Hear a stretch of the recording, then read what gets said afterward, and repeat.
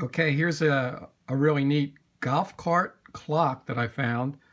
Originally, I didn't realize, I thought it was just a clock, but it turns out to be a talking alarm clock, uh, which is pretty cool. It's rather large. It's almost a foot long, about 8 inches high, and 6 inches wide. So it's no little item. You put the can of Pepsi next to it so you can see how big it actually is. Try to get it to go off.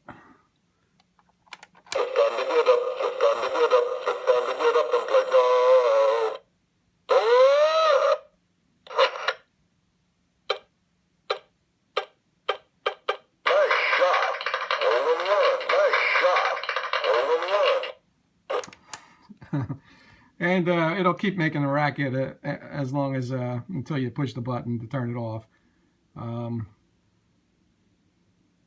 Nice little kitschy clock on the side there. Really a pretty impressive piece.